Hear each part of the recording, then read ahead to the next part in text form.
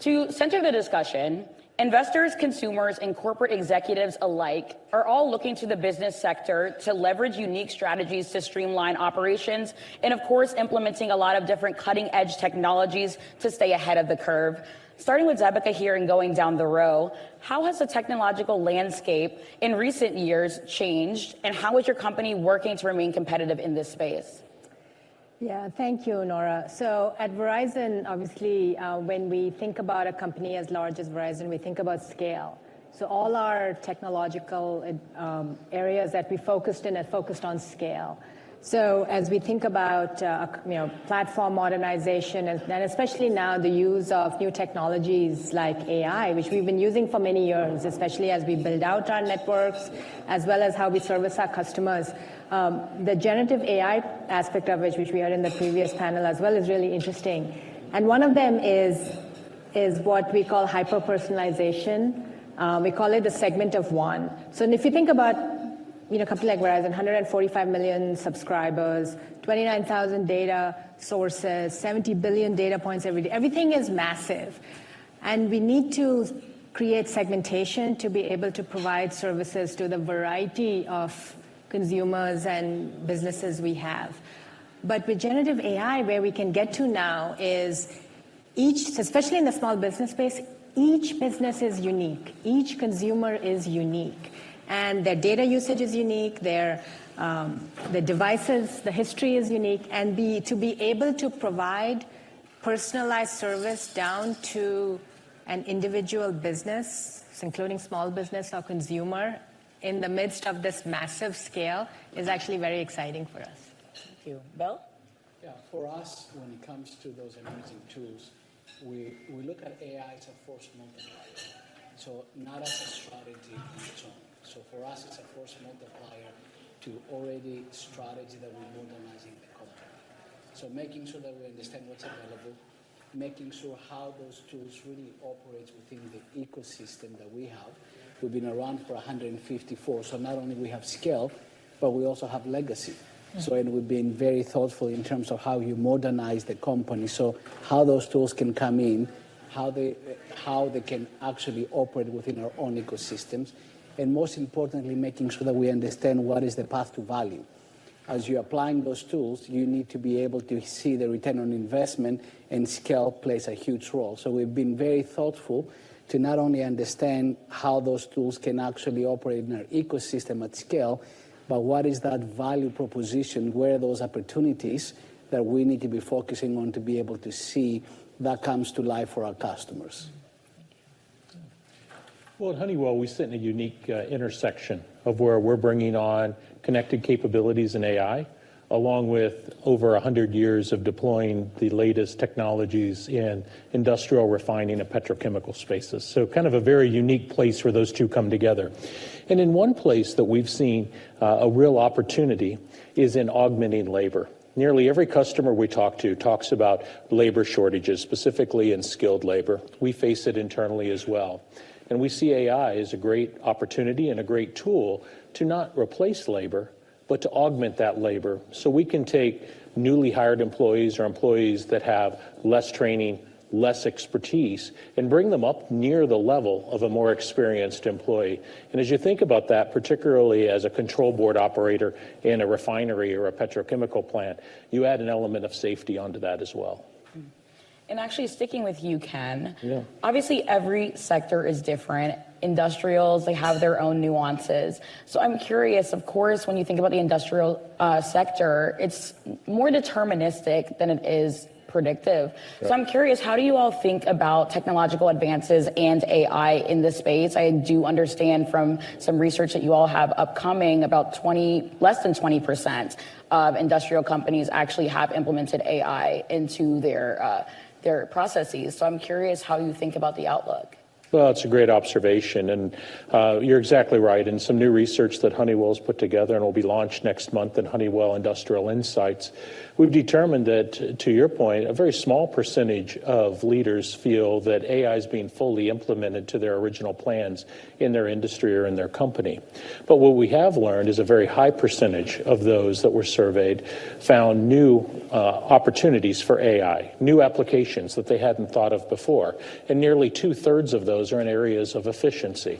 And the idea of moving to predictive analytics is a perfect example. And when you think about this in a large industrial space, the idea of being able to predict when a key component, whether it's a pump, a compressor, a tank, is going to fail before it actually fails, gives you the opportunity to do that work, to do that replacement, and to improve your overall uptime of the process, which reduces energy consumption, reduces waste, and improves safety.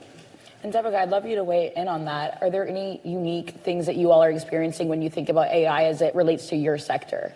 Yeah, absolutely. Now, in Verizon or telecom companies which are data rich, we've been using AI for a long time. So if we think about using NLP, or even deep learning, as we build out our networks, a lot of images are used to design where to put 5G small cells, or even a lot of machine learning to be able to drive the large scale deployments that we do, and the very complex deployments. We build a tower, the equipment, the fiber, the labor, all of that has to be done at the right time. So AI for us is not new. What is new is the generative side of it, and where we're seeing a lot of advancements is in the customer care space, because telecom and other industries tend to be complex, and sometimes we expose that complexity to our customers. And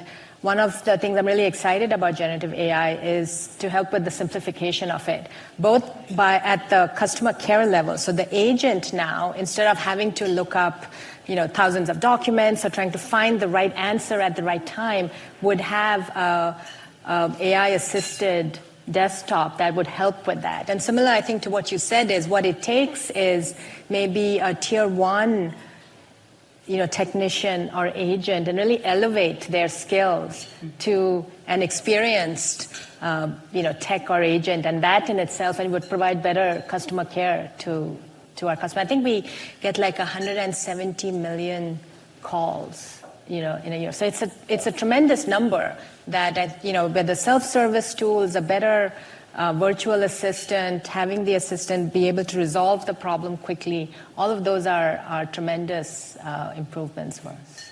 And sticking with the theme of customer care, that's really interesting. What are you all seeing, especially as it pertains to attending to the needs of the customers at your company that you work at?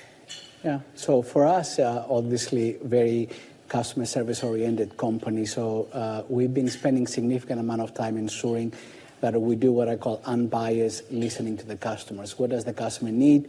Where do you see the transaction nature versus their ability for your customers to really recommend you to somebody else, because then that what your product has so much value that people they are requiring recommendation.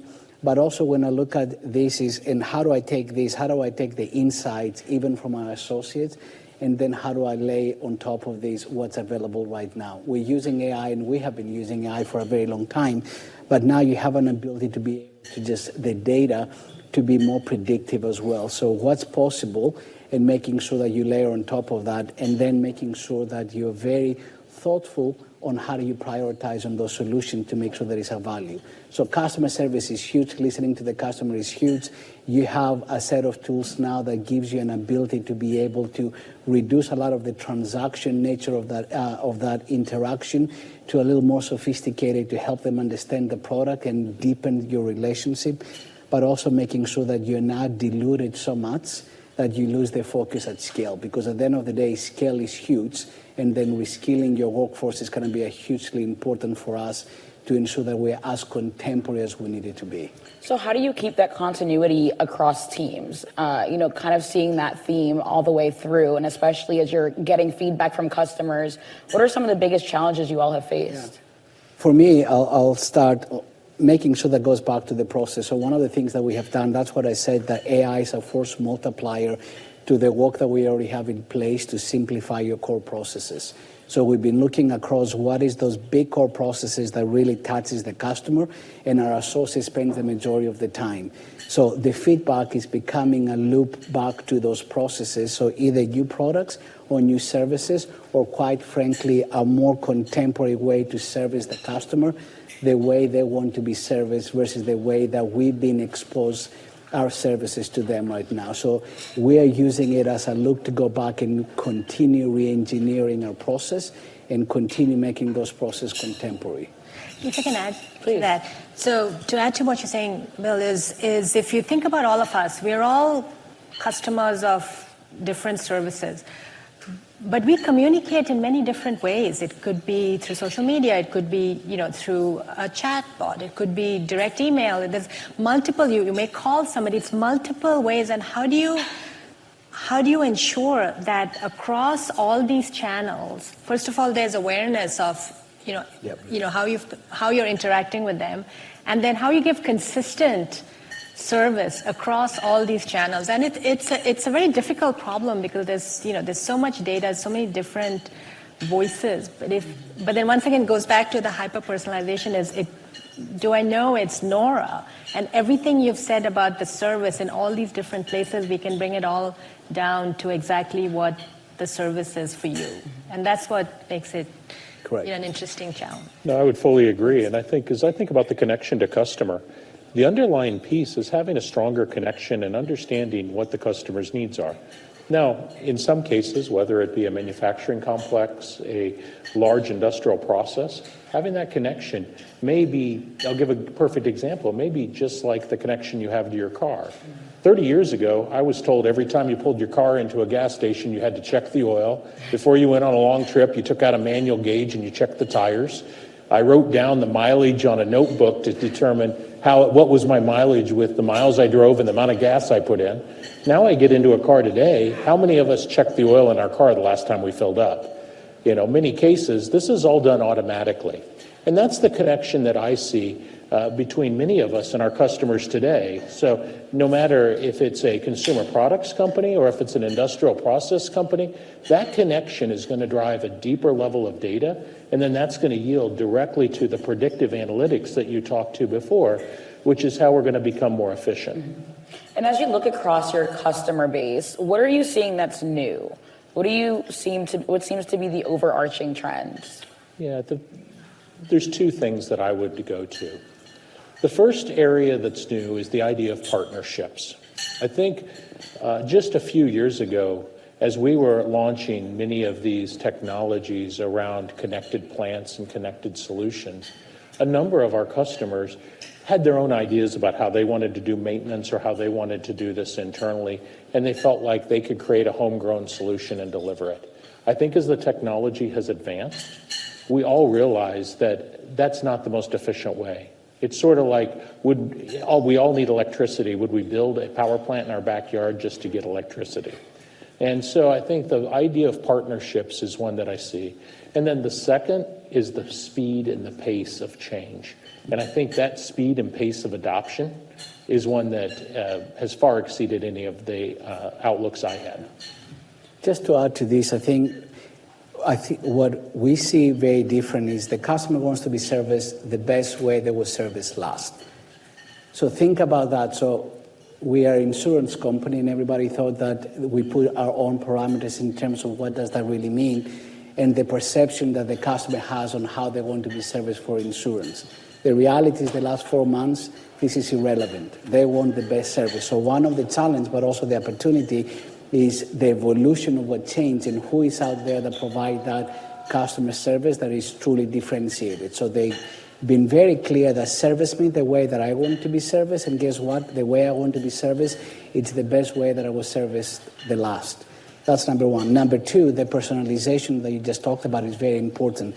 Know me, know who I am, and making sure that not only give me a generic answer, what does it make sense for me, the products that I bought from your company, and the way that I fit into your ecosystem.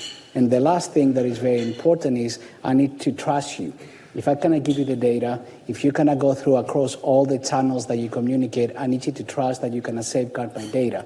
So the cyber piece coming in, regardless of where you are in the industry, people want to a more hyper-personalization as long as the data is safe and as long as you keep evolving to service them the best way they will service last, regardless if that was not in your industry, if it was not within the financial services, if it was sitting somewhere else. So that is, when I look at those tools, that's why this is exciting, but it's also an ongoing challenge to ensure that you always keep contemporary as you move forward. And so, of course, tech is not new, and it's not new to MetLife either. So I'm curious, how do you navigate pressures from whether it be investors or just like generally the consensus for everyone really pushing, for AI and to see these advancements? How are you all navigating that to make sure that you are doing what actually makes sense and making sure that these things work versus rushing to push things out? Yeah, so for us, there's 4 things that we're looking at from MetLife. Number 1, AI for us is CEO-led. This is not a technology. This is not my team only. This is a cultural change. We are convinced, based on what we have seen, based on how we experiment with this, that it's going to change the way we're doing business today and how we service our customers. So that is a cultural change for us, which is going to take time. It's not going to happen overnight. The second thing is, I'll go back to what I said, is we see AI as a force multiplier to our existing strategy. AI is not going to replace the strategy, but it has an ability to really propel the strategy that we already have in place because of what's possible. The third thing goes back to around making sure there is a very clear path to value. Where are you going to actually turn that engine that we call AI to get the value? So being very clear on how do you take the strategy, how do you have a very consistent and very clear portfolio that the scale can make a lot of sense for your customers, can make sense for your associates, and make sense for your bottom line. And the last piece is we're very careful not yet to be open to the changes. I mean, if you look at the last 9 months, we started with one set of products that was available. 9 months into this, you have a lot. So as you're developing those solutions, you need to create enough optionality for your company, not yet to sign off on something, but to experiment enough until you understand exactly where you're involved and how this will make sense for the customers and your business. And with Verizon, of course, with it being a telecommunications company, you all have been using AI for quite a while. So I'm curious, what have been some of the newer challenges that you all have faced, especially as you spoke to the idea of hyper-personalization?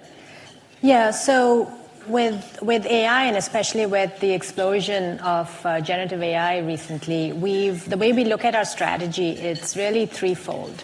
The first is maximizing productivity.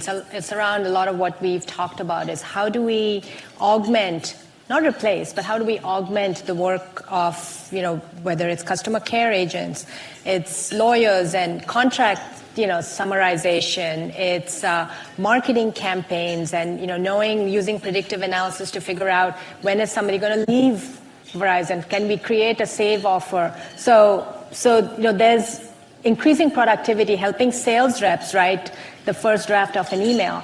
The second area which we are looking at is how do we embed that into our products and services, which is as we look at if you have questions about your bill, if you want to onboard a new service, as you're investigating some, really use generative AI and just conversationally be able to learn all of that. And the third area that is actually very interesting to us is networks. Verizon provides networks, which is the backbone of everything in this connected world. It's the backbone of applications and everything that we run. But there's going to be massive amounts of data transfer as a result of all this data creation, and especially if you want to start doing inferencing at the edge, training models, with the hyperscalers, but inferencing closer to the edge, you need a fabric that can really transport the massive amounts of data. And that we're really excited about, because that really would prove use cases for enterprises, but really have that connective fabric that can allow very seamless transfer of this massive amounts of data. So those are the areas we are focused on. I saw you both nodding to the later points. Would you want to weigh in on it? Well, I think the use cases is a perfect example. And as I think about it, what you originally were getting to is how do you make sure that the launch of AI is successful? And how does it meet the expectations of our investors and our shareholders? And I think as I take a look at these, the most successful launches of AI are when they are out there to not just augment, and I said before, augmenting the labor staff, but also to augment the processes that you already have in place. And so as I think about this, when AI is partnered well with existing processes like your technical service team, your customer support team, your technologists, and when they come in together to implement this, then there's that level of oversight that's needed and required. You get the user testing that's needed and required. And then as experience grows, then some of that oversight and governance can kind of pull back away. And I think that's a way to ensure a successful launch. And for me, it makes a lot of sense what you both said. So one is path to value. What is that portfolio that it's going to have the return on investment? But then we need to be balanced. Let's not forget, what does it take to make those tools come to life? So the technology is a set of tools. How do they work in your environment? And your environment needs to simplify, need to be modernized. So the myth out there is AI can go around a platform that has been sitting out there for the last 40 years and it's been written in COBOL. And the reality is, trust me, I tested it, it doesn't. So one is, how do you build the new technology into the areas that is going to give you the return on investment, but you need to modernize your infrastructure, and you need to ensure that data fits for purpose. So I think the challenge that a lot of big companies will have is not only understand the power of those tools within the ecosystem, but the more you simplify and modernize your environment, the more of return you're going to get from those tools. But if you don't do that, the impact of the AI will be limited. And then making sure, because it does take an investment, that you target it into that portfolio that truly can bring you back scale. So the service, the operations, the underwriting for us, the actuarial, all of these very, very important areas that they are operating at scale every single day. How do I utilize those tools at the same time that I simplify the rest of my infrastructure to be able to get max return on investment from those tools? Yeah, I want to emphasize actually what both Ken and Bill said, which is the technology is important, but it's the process and the people that sometimes gets overlooked. Correct. Right? And that's when we've seen failures of technology. So as we talk to our enterprise customers about AI and rolling out AI, we stress that it's really important to understand the processes that you're changing. Are the people ready for it? Without those wrappers, they tend to be unsuccessful, which is not what we want. And especially with it being such an ever-evolving phenomenon, how do you make sure, I'll stick with you, Debika, really quickly, how do you make sure that all of your teams internally are aligned on the same front, especially as we're thinking about the idea of this transformation? Yeah, so especially now with AI, what we're really focusing on is what we call AI literacy and AI fluency, so that everybody understands what the tools can do, but also what they cannot do and what we need to do and where we as humans can step in, and the whole process of working with these tools, refining them, improving them, all of that needs to be taught and understood. So that's a major area of focus for us to ensure that our workforce broadly has that level of fluency. And Bill? Yeah, no, I will second that. Just make sure transparency and people need to understand what is the hype versus the reality. And this is one of the few times in my career that everybody learns at the same time, from the CEO down to the front line. Everybody's learning at the same time, and this is different. And then making sure that you have the right skill sets, both technical but also leadership that fits for purpose.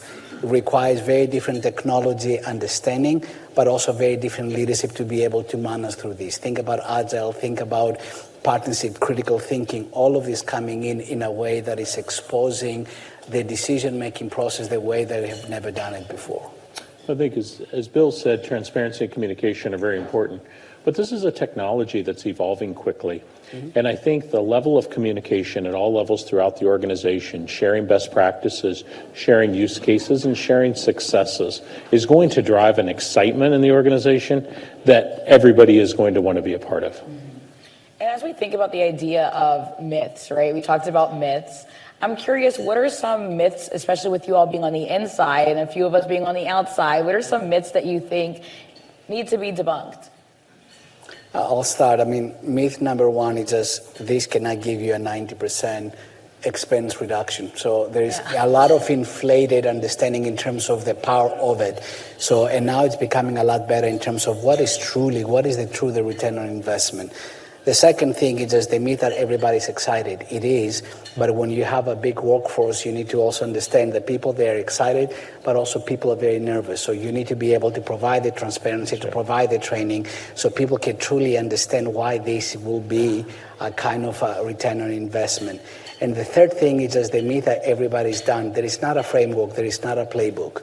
And it's very hard for people that are running size and scale to be comfortable that you will be creating, and we are creating the playbook, which also allows us to be more open, to be talk across industry, and even with our competitors to be more open-minded to understand what that is and how do you develop in such a way that not only is profitable, but is also responsible, and making sure your associates are with you and they're excited, but also transparent in terms of how they can redesign the career as they're moving forward. Yeah, it's funny you asked about myths.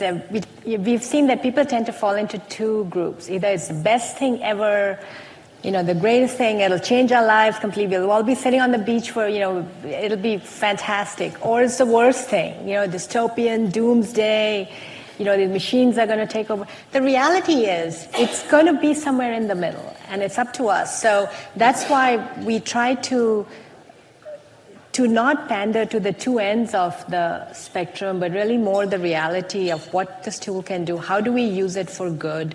How do we stay responsible with it? And how do we let us help us in ways and take away some of the tedious tasks, but not be afraid of it, or not become careless with it. Those are the two extremes that we try to avoid.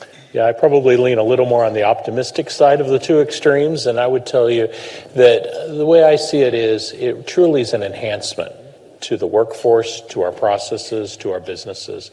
It's not a replacement really for anything. It's not going to completely replace the workforce. It's not going to completely replace labor, but it will improve that labor, augment that labor, make it more productive. And I think that's going to be the biggest success that we're going to have.